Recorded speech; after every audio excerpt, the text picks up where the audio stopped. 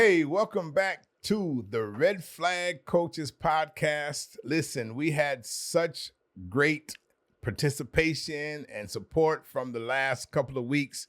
And so today I had to get my brother back on.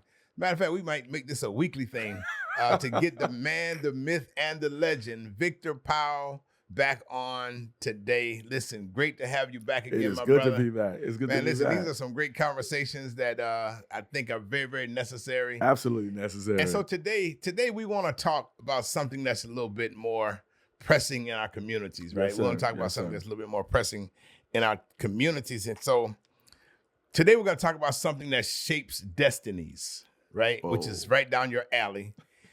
But again, we're going to talk from the perspective of the presence of a father or either the absence of a father in a home. Whoa, that's a deep subject. Yeah, and I think that we have to really Heavy subject. we have to really unravel this because our communities, man, are suffering because of the fact that a lot of our men are not in the homes. A lot of our fathers are not in the home. There's a national study that says that 1 in 4 children does not live with their dad. But in the African American community, that number is far greater. It says that 64% of Black children do not live in the houses with their dads. Whoa. But I really think that if we were to really survey this region that we live in, I really believe that that number would be higher. Yes, sir. When you look at our school system, 14,000+ students, I think it is. I would really love to know what that number is of children who do not live with their father. So today I want to just unpack this today because I think that at the end of the day, we got to really help our brothers, our fathers to really understand the importance of how this shapes their destinies in one way or the other. Yeah, and shape the destiny of the children that they don't have connection with, and Exactly. don't have interaction with. Exactly. Yes, sir. You're so true. This is a powerful, heavy subject. It's a sad subject because it's the stats are just too high, right? Oh, yes. And even as you were giving the numbers, which are so powerful, I'm running over in my mind because I'm in and out of some of the schools here in our region and running in my mind. And I'm running these children. I'm looking at that child, looking at that child. And it's too many you can check off. I know they don't have a father in the home. Right. And you're so right. This subject is this is a powerful subject and a needed subject, particularly for all communities, but specifically, Exactly. particularly for our community. Yeah. So let's unravel this. I remember I was working with World Vision some years ago, and I was a youth outreach coordinator, and I had trained a couple of people to go into the schools. We were at Southside at that time, and we were at Doherty Middle. And so I remember one day this is when Ms. Thelma Chum was principal at Doherty Middle. And I remember one day getting about 15 of those children that they considered challenging. I don't like to call them bad. They were just challenging. Yes, sir. And so I bought pizza. We're back there in the office, round table, just talking to the kids. Hey, man, what's going on? Why you keep getting in trouble? Why you keep cussing the teachers out? Man, they're getting on my nerves. They're going through all of these excuses. Well, I ain't gonna say excuses, all of these reasons. Absolutely. And so we did this for about 10 minutes. So there were at least 7 or 8 guys, about 8 guys and about 7 girls. So I finally asked the question. I said, so how many of you have your dads living in your home with you? And only 1 out of 15 kids had their dad, and he was military right here at the base. And so I remember this one kid, I'll never forget him, and I remember his name, I'm not gonna call it, but he says to me after we finished the session, he says, my uncle goes to your church, because that's when I was working at Second Mount Olive. I said, who's your uncle? He told me who his uncle was. I went to the church that Sunday. I said, hey man, young guy told me that his dad just got out of prison rather, and I'm trying to catch up with him so I can get him out to the school so that we can see if we can curb this kid's behavior. Right. And literally, this is no joke. So he got me in touch with the dad. I said, hey man, can you meet me out at school? I said, your son needs you. Now this kid had been cussing teachers out every single day of the week, no exaggeration. And so the dad met me out there, and he hadn't seen his dad in years. And they talked, embraced, or whatever. It was a little challenging for both of them, Right. because he had been away. And lo and behold, from that day to the end of the year, that kid never got in trouble again. This is middle school. Whoa. So that shows me the importance of a father being in their In that children's child's lives. life. Yeah. Because you know, he's acting, the child is acting out because of his deep need, but he doesn't know how to articulate Right, it. for sure. He doesn't know, For sure. or she doesn't know how to put it in words. So they express it through that negative behavior, and it's a cry for, just give me any kind of attention. I just need some attention from somebody. Right. And if whatever they have to do to get that attention, that's what they do. Yeah, and I remember another specific situation because I was a youth pastor for some years. Right. And they had another kid. To this day, I still stay in touch with him, even though he's in prison, even today, right? So 3rd grade, I remember the principal, Ms. Pat Gilbert Parker at Turner. She called me, "Hey, your kid from the church, he keeps getting in trouble." So same scenario. I go out there to the school, "Man, what's going on with you?" So I finally, his mom went to second mile out as well. I called his mom and said, "Hey, where's his dad?" She said, "I think he's in Macon somewhere." I said, "Is there a way for you to find out where he is or where he works?" She says, "Yes. He worked at Walmart." Okay. I called Walmart in Macon. This is true, man. I called Walmart in Macon, asked for him. He knew me, because he used to go to the church. I said, "Hey, man, when can you come down here to meet me at the school so that we can go and help your son who continuously gets in trouble?" He gave me a date. He came down. This story, man, brought tears to my eyes, literally. So we get to the school. Ms. Parker gives us her office. We go in the office. They got him out of the class. 3rd grade now. Right. He comes in. The father comes in. Son comes in, rather, to the room. He sees his dad. Excitement for about a minute and a half. And all of a sudden, with rage, "You told me you were coming back to get me. You never came." Rage. I had to leave out because I was about to tear up. So he did tell him he was coming back that weekend, because him and his sister, he came back that weekend. Whoa. Came back a few weekends, actually, like every other weekend, came and got the kids, and he disappeared again. This is no joke. This kid is now 31. He's only had one birthday since he's been a teenager where he's not either been in juvenile or in prison or in jail. Out of all these years, let's unpack this. This is very, very important for us You just to gave us understand how important it is for Yes. a father to be a part of their lives. Yes, because the thing that's happening with these young men, particularly young men, and I'm hoping that we'll delve into when a young girl doesn't have a father. Oh yeah, we got that all kind that. of stuff. This kind of stuff is so deep. But the boy, he said it. He gave the answer. You said you were going to come back to get me. You never did. Right. So that broke something in the young man, that men don't keep their word. Right. Men don't follow through. Men don't execute. But just the opposite takes place when a young boy or young girl encounters us as men and we keep our word. We show up, because there's this myth that I ain't got no money. How many fathers will tell you, I just didn't have nothing to give? Right. That's not what the child's looking for. Right. The child's looking for you. In some time. That's it. He's looking for you. He's looking for your presence. The father walks into the classroom. He's not bringing a paycheck. He's not bringing money. Right. He brought himself. Exactly. And the boy lights up like a Christmas tree. For sure. Because all I need you to be is present. Right. And then be present in a positive way. Exactly. Because it's funny, as I look at our last show, when I look back past the night, I come from a middle-class family, of course. But I don't remember the gifts that my dad gave me. Right. I remember, and I tell this story everywhere, I remember riding to school every day in my dad's car and the conversations that my dad would have. That's good. What has become a part of my legacy, hopefully, is the presence of my dad, every one of my teachers knowing my daddy. That's Everyone. Now, I went to a high school with 800 graduates from my senior class. Oh, wow. In Chicago.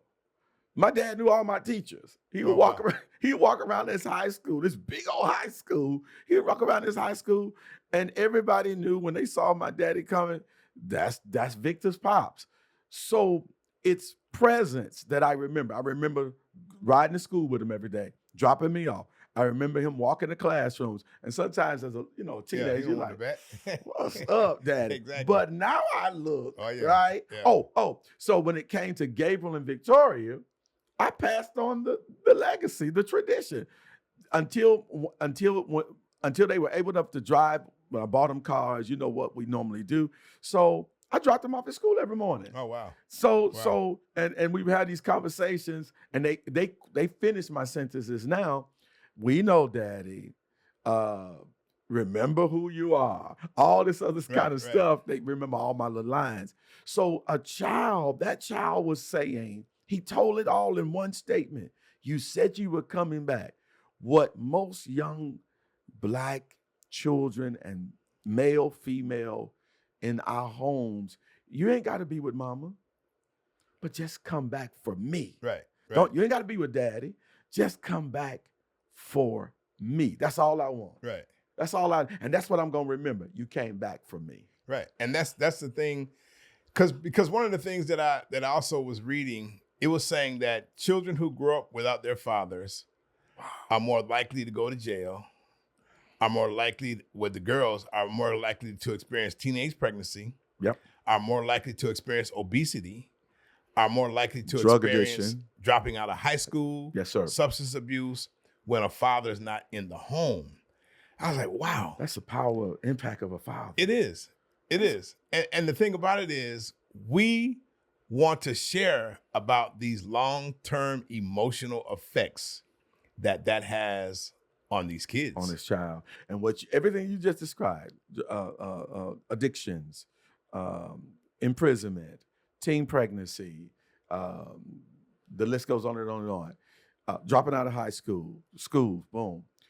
You just described in such a powerful way that the lack of the presence of a father, you rape a child of their confidence. No question. Because the young girl lacks self-esteem. She doesn't love herself because she didn't hear from her father the affirmation of beauty, the affirmation of you're special, you're significant, the affirmation, that young boy, because you remember on our last program, we talked about feelings and stuff like that.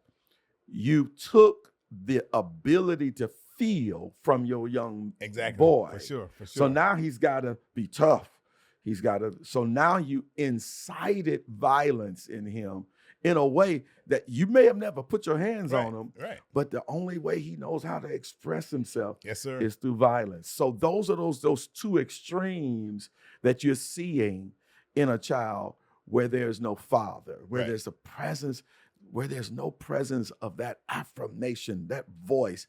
So Pastor Knight, I want to throw out and ask you, because I know our audience may deal with this. When you think in terms of, can a woman be a man in a child's life? You heard that. Yeah, both of us. I think that's one of the biggest myths. Let's talk about that a little I bit. do definitely think that a mom can do a great job. Absolutely. You can't dispute that. You can't dispute because it. We've seen so many women for hundreds and hundreds of years. Right. Do great with their sons. But there are just some things that a dad brings to a boy's life that a woman just cannot. And a woman's life. And young a woman's girl, his life. daughter rather. Yes. That cannot be done with a mom. Because dads are supposed to shape destinies. Dads are supposed to give them their identity. And again, I'm not saying that moms don't, but there's just something about a dad and a dad's voice. That's so critical. Yeah. I think that's the way God designed it, right? Oh, no question. It's almost interesting. Why is it that the sins of the father? Never talks about the sins of the mother, but the sins of the father. Right, exactly. So even unpacking that a little bit, how Victor Powell, as a father, affect my unborn seed, my son's children, my daughter's children, and if I'm absent in their life, as a grandfather, as a great-grandfather, somehow there's a ripple effect no question. of that impact. of not being present. Right. And so you're so right. This thing is the subject is so exhaustive, but that low self-esteem thing, there's so much tied to esteem that directly comes from a man giving esteem even to his wife, his girlfriend, a man giving esteem to his daughter, a Right. man giving esteem, even when you think in terms of women, the power of that man. If he says something negative to her about her, Right. she's affected negative. No That's the question. power of that man's voice. And then if a girl, a daughter, don't hear that, or the first time she hears it is from an illegal person, Right. Oh, yeah. her mind, Yeah. she's longing for that. Exactly. She's longing for that attention. And so that's the power. And so I do think that sometimes we need to share with men, okay, so you don't have $1 million to bring to your children. Right. You don't have, you don't bring $100K a year, but you're a hardworking man. You're a man that's trying to make it happen. For sure. Find your way into that child's life. Exactly. Because that's what they're going to remember the most. But so how do we address women who say, I don't want nowhere near my children. Right. You know, and he got that other girlfriend, or he got that other woman, and he got all we've heard some of this, right? Gosh. And they punish the children, Right. and neglect the children's, and the father being in the presence of these children's lives, all because of the decision that man may have made to choose. Because some of this is not poverty. Right. We've seen it in middle class, rich, and poor. Oh, no question. Where the girlfriend, wife, or the ex, we'll just use that category, utilizes the children as weapons and pawns against that father. And that's one of the things that I was definitely going to discuss today, that we're going to discuss today, because the truth of the matter, we've seen this over and over again. Yes, sir. How parents, I tell them all the time, if nothing else, get along for the kids. For the children. Y'all can move on with your lives. Yeah, you're going to move on, but you got a child stuck in the middle of your mess. Yes, sir. Because y'all have not matured enough to say, you know what? Hey, let's do it for the sake of the child. So now the child suffers in the midst of all this because you don't want the dad around him, because you don't like his girlfriend and you don't like his wife. All of these things have got to be dealt with, because the truth of the matter is, at the end of the day, that child is going to grow up resentful to one of those parents. Yes, absolutely. And we see that so much. And it's got to change. We gotta because we definitely know that there's several categories of men. There's a category of men who just abandon their responsibility altogether with their children. Then there's a category of men who maybe because of trouble in their youth, imprisonment, they were distant from their children. They still love their children, but circumstances created the distance. And then there's that third category of men that is saying, they divorced the woman, they chose another woman, they went another direction, they've not been in prison, there's no poverty connection, they work, they middle class, but still have trouble getting access to their children because of those dynamics. And we've got to change all three of those dynamics. We've got to challenge that. And so we encourage women to say, listen, we know you're dealing with hurt. Right. You're dealing with rejection. You're dealing with pain. Maybe he didn't even do it the right way. Right. Okay. And we want to say we're sorry. This is good. We're sorry for men who didn't do it the right way. That's true. We can't. That's between him, you, and God. But the child, right, is the target here. The child, because at the end of the day, don't no parent want to be able to say, my child became a drug addict. My child, you gonna want to say, I know you don't want to sit on the same row with the ex at graduation, but you gonna want, because right now, I'm dealing with a situation right now, Pastor Lawrence, where the parent now refused to let, and in this particular case, it's the young lady, she refused to let the boy be involved in this, the father to be involved in the son's life, all while he was coming up. Now he's 16, 17, Little trouble. giving her trouble. Now you want the dad. Now you want the father. I see that all the time. We see it, don't you? I see it all the time. So why not hear what we're saying? Right. The child is 3 years old, 4 years old. Right.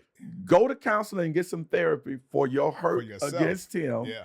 And let that child, that girl, that young boy, have a relationship with their father, because at 20 years from now, you're going to be saying, oh, man, God, I'm so glad, or I'm going to regret not doing that. And you made me think about something, because you even have parents, women, who try to paint the dad in a bad light. Ooh. Now I'm speaking from experience on this. Okay. My son was 13 years old. Well, let me back up. My son's mom and I divorced when he was 2 years old. We separated when he was 2, divorced when he was 3. And so she called me one day and said, he was in 3rd grade. She said, Lawrence, guess what book Devon checked out of the library? I said, what? Kids Coping with Divorce. My son was 3rd grade. I'll never forget this. So anyway, from that day forward. He has your mind. Yeah. From that day forward, that helped me to understand how valuable, one, a father is, and how hurt they can be in the midst of parents not being together. Now, let me fast forward. So my son was 13. He came down every summer. I'm leaving the sports complex, going to pick him up from the summer camp at Olive, where I worked. And he gets in the car. He says, Dad, aren't you supposed to be paying child support? I said, what do you mean supposed to be? He said, Mama said you're not paying child support. So back in that day, you can call a 1-800 number and it'll rattle off 12 months of child support payments. Right. So I called that number, put in my social security number. I'll never forget. I even remember my case manager name was Karen Simons. I'll never forget. And so I dialed that number. My son heard 12 straight months of payments, because it only lets you go back a year. And when he listened to it, I said, did you hear what that said? He said, yes. So that Saturday, because that was a Friday, that Saturday, he said, Dad, you take me to the store? I said, sure. Went to the store. My son went in and bought a Father's Day card, because it was coming to Father's Day. And he wrote on that card, I still have that card, thank you for all you've done and all you tried to do, along with whatever the card said. I'll never forget that. Whoa. Moral of the story is, he literally was fed information that was not true, right? I never said anything in my whole life about his mom, bad about his mom, nothing like that. But obviously she said a whole lot about me. She used to tell him, yeah, your dad said he was coming, he never came, all this type of stuff. Give you another good example. I remember, this is no joke. All of us got some of these stories. That is so powerful. I specifically remember calling when I used to leave, getting ready to go pick him up on a Friday. I call and say, hey, I'm on my way. I'll be there about 7. I get there like at 7:15 or whatever. Nobody's home. So I'm hanging around Atlanta. Call back, no answer. Call back after 9 o'clock. She answered the phone. I said, hey, I've been up here. I told you I was going to get here. No, here's what she says. I don't open my door after 9 o'clock. This is God heaven truth. I'm riding from Atlanta back to Albany crying like a baby, saying, God, why do I have to deal with this? I'm crying. I know you are. I'm crying like a baby. Like, wow, why am I having to go through all this? And Pastor Lawrence, I think this is such a powerful story to help many of our listeners, many of our African American women, no matter what ethnicity you are, that there are men. We do know and we recognize that there are men who abandon their children. And y'all call them deadbeat dads. We get it. And there are men who, because of their circumstances, separated from their children. Right. But what you just described is another category of men that culturally we don't celebrate enough. Right. Who's saying, I want to see my son. I gotta see my son. This is my blood. Right. This is who I love my son. Right. And so many times, there's no commercials about a man's tears. Right. There's no social media entities where people are talking about this man, black, white, Hispanic, Korean, whoever he is, saying, I want to see my son, and she won't let me. And she's not answering my call.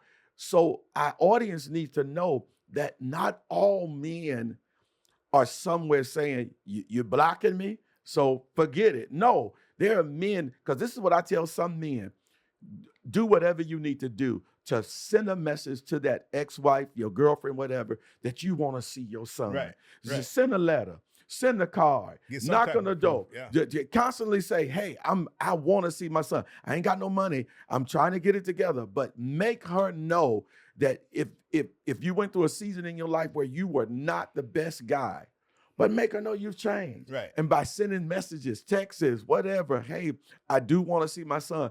So it's on record that you cried. See, that ain't on camera, right? But here it is, a man saying, I gotta see my son. Yeah. I want to see my son. And see, you skipped over it. You gotta revisit, what did your son say when he heard those monthly payments? Yeah.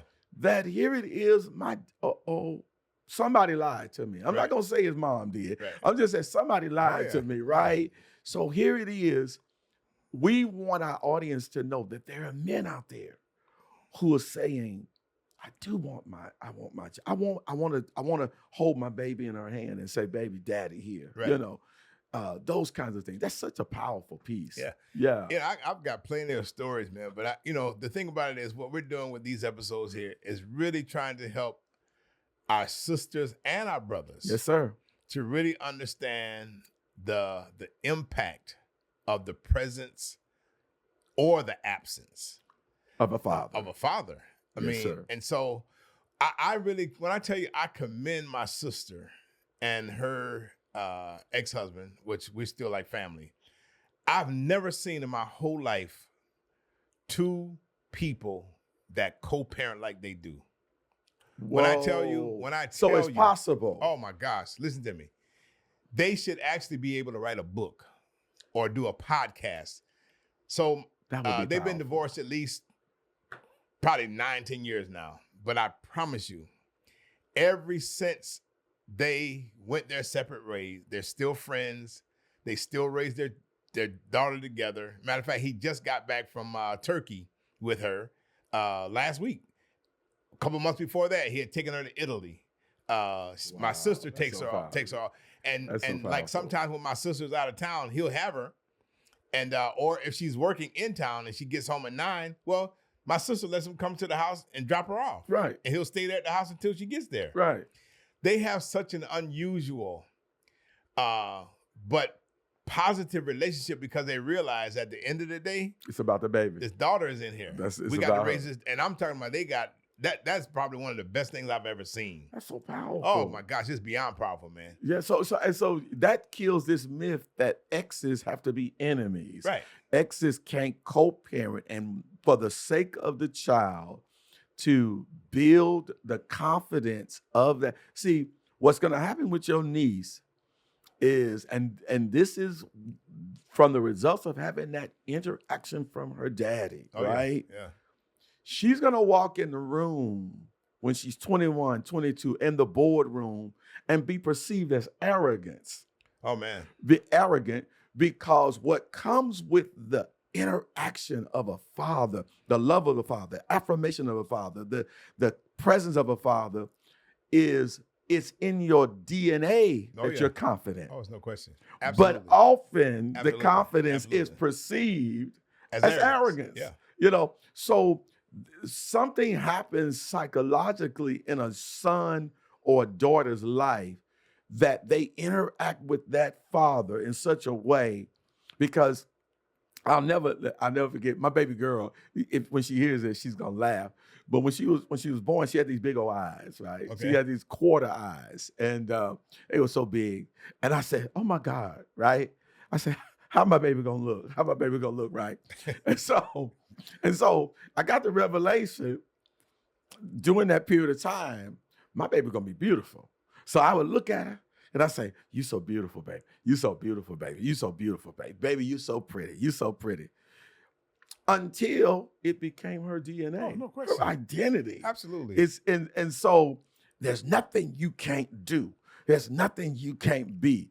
And it formulates something inside of their head that That's unexplainable. And watch this. And there's nothing someone can say to her that make her not believe that she ain't beautiful. That she ain't beautiful. Right. You know, and that comes from a father. No question. Like my niece is 14. When I tell you this girl she's into everything. She's confident as all outdoors. Oh, She's smart as all absolutely. outdoors. Absolutely. And it's all because, to me, both of them are instilling that in her. Yeah. And this is why this conversation is so very, very vital, because we don't understand self-esteem, self-awareness, Yes. self-love, everything. Everything is tied into having parents who understand yes, sir. the importance of both playing a role. Now, let me just put this in here as a disclaimer. That's not to say that all men, all women are going to be that major positive force, but we're hoping and praying that yes. hearing us, that you'll understand that not just being there, but instilling in them some things that help them to understand you're beautiful, you're intelligent, because I've seen on the flip side, you got both parents in their lives, but you got parents who are smoking weed around them, cussing around them, cussing them out. That kills a person's self-esteem. Self-esteem, it does. So yeah, we want to make sure that we get parents who understand the importance of pushing positivity in them. But at the same time, for those parents who are watching, one of my pet peeves, man, I stopped this lady in Walmart one day. Man, she was cussing her kids. Put that MF. I mean, she's just going at it. And I went over to her.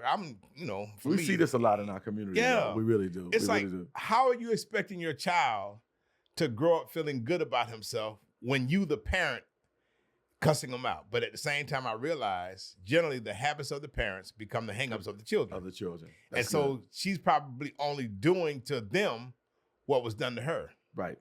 Or vice versa. Abuse passed on down. Yeah. Yes. And that verbal abuse is almost as it's worse than physical. Oh, yeah. It's damaging. It's physical abuse. You'll heal from a black eye. Right. But you ain't gonna heal from that scar that tore you apart emotionally. And when you've been told you're no good, you're just like your daddy, or you ain't gonna be no different than your mama, whatever that interaction is, those words. I am an older gentleman, and there's still words I hear that someone may have said to me that sometimes I have to dispel it, dismantle it. Oh, yeah. Words are powerful. They God, transcend yeah. from one decade to the next.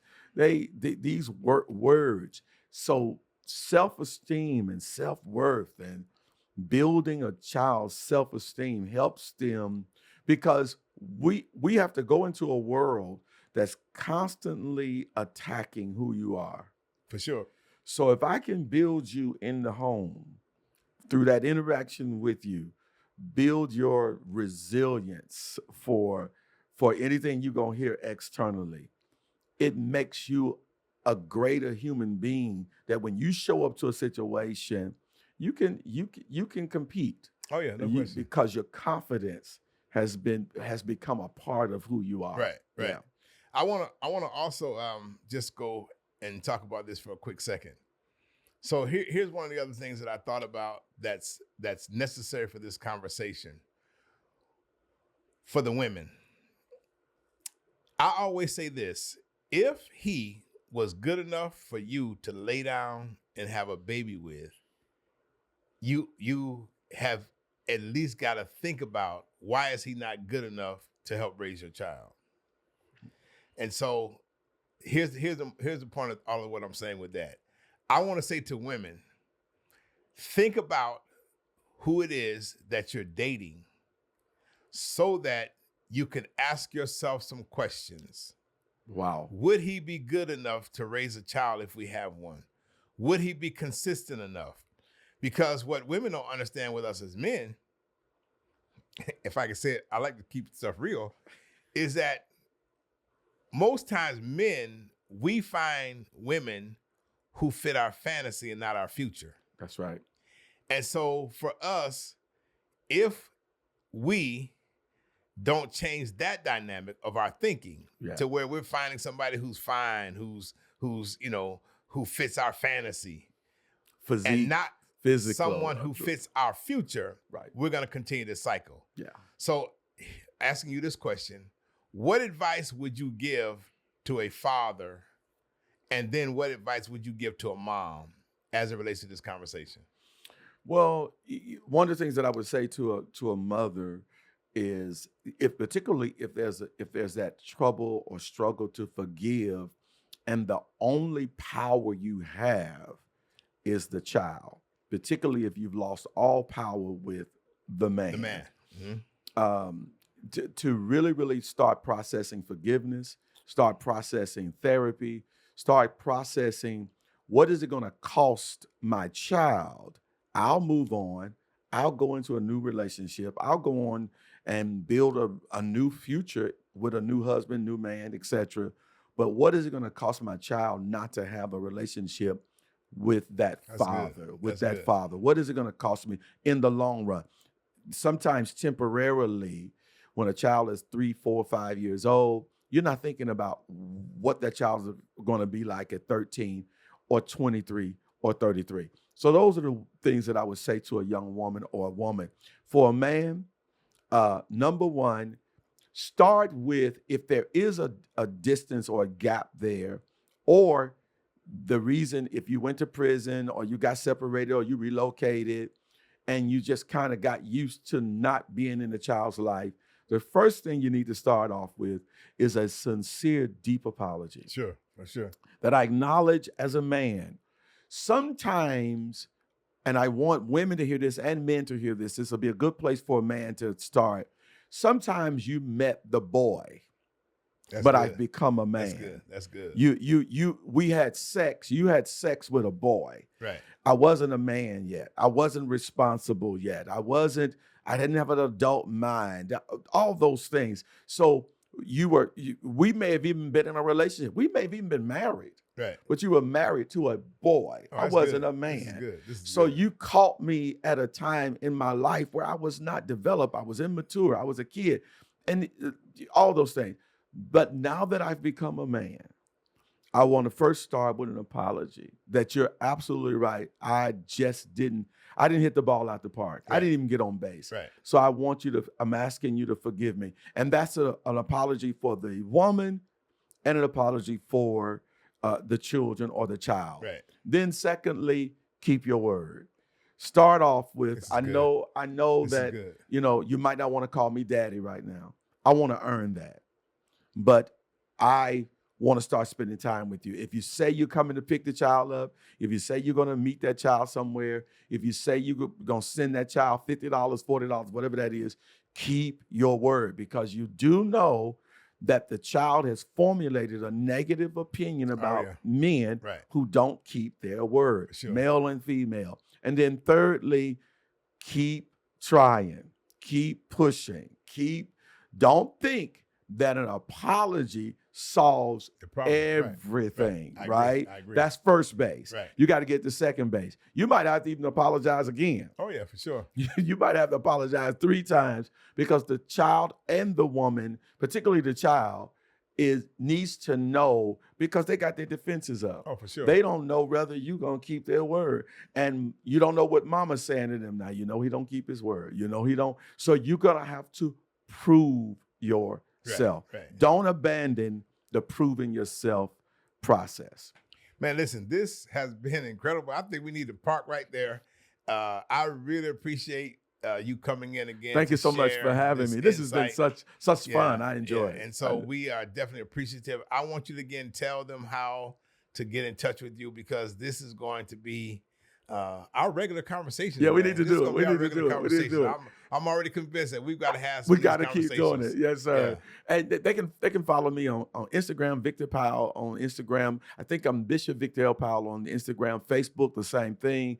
I have several books out there on Amazon.com. If you Google my name, you'll see some of the books that I have out there, and Kindle. My latest book is a bestseller, deals with the pain and the cries of pastors. You need to read it. If you're dealing with guilt and shame of the past, that read will be a blessing to you. That's Thank good. you so much. And so we also talked about taking this on the road. Oh, wow. And so we're looking to put something I'm together excited about that. Yes, on sir. a serious note in this year, not next year. We're talking about this This year. year. Yes, We're sir. gonna put some conversations together, some love, they call it the love tour, whatever we might call it. We want y'all ladies and the fellas to come support. Oh, that's going to be powerful. When y'all see, Yes, we're going to sir. start here at home. We're going to start here at home, put these together so that we can have some dialogue, some down to earth questions and yes, some sir. real raw and relevant Yes, sir. conversations Yes, that we sir. can listen, just uncover. So tell other people about it. Oh yeah, it's coming. It's just, coming. Just keep Yes, going. sir. We're coming. Yes, sir. But again, thank you so much Thank you all. for Thank you being for a part having of the me. Red Yes, Flag sir. Coach podcast. We definitely appreciate you. Listen,